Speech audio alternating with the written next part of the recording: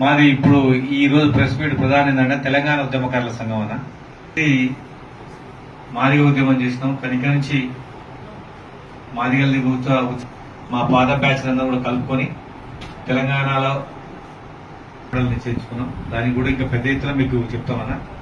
ఇవాళ 25 సంవత్సరాల silver Jubilee, 25 సంవత్సరాలలో వాళ్ళు చేసిన మోసాలు ఒక 25 మంది ప్రధానమైనటువంటి వాళ్ళ చేతిలో మోసపోయిన వాళ్ళు ఉన్నారు. తెలంగాణ కోసం ముందు నుంచి కొట్లాడినటువంటి ఇన్నయ్య నుంచి మొదలు కొట్టుకుంటే పిడమర్తి వారికి కేసీఆర్ చేతిలో బలైపోయినటువంటి తెలంగాణ ఉద్యమకారులు. కేసీఆర్ జాకి పెట్టి లేపినా టీఆర్ఎస్ పార్టీ మళ్ళీ లేవదు. ఎంతో మంది బలిదానాలు వల్ల తెలంగాణ రాష్ట్రం వచ్చింది.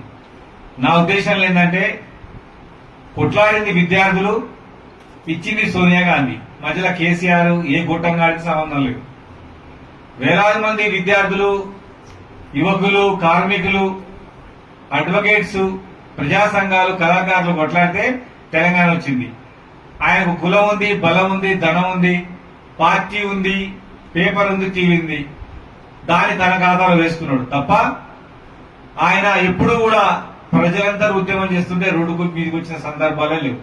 ఆయన ఎప్పుడు కూడా కూర్చొని గుర్రాలు అల్లుతారు. ఆయన తెలంగాణ వచ్చిన రోజు కూడా మేము ఒక 4 విద్యార్థులము పార్లమెంట్ స్ట్రీట్ లో అరెస్ట్ అయ్యి స్టేషన్ లో ఉంటే దొరగారు ఆనే 23 తుగ్లక్ రోడ్ లో కూర్చొని ఉన్నాడు. వాళ్ళందరూ ఆడికే పోవాలా కలవడానికి. ఇప్పుడు ఎందుకు తెలంగాణ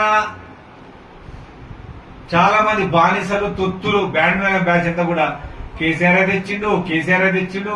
ఆయన జాతిపిత, ఆయన జాతిపిత కాదండి, జ్యూస్ పీత. ఆయన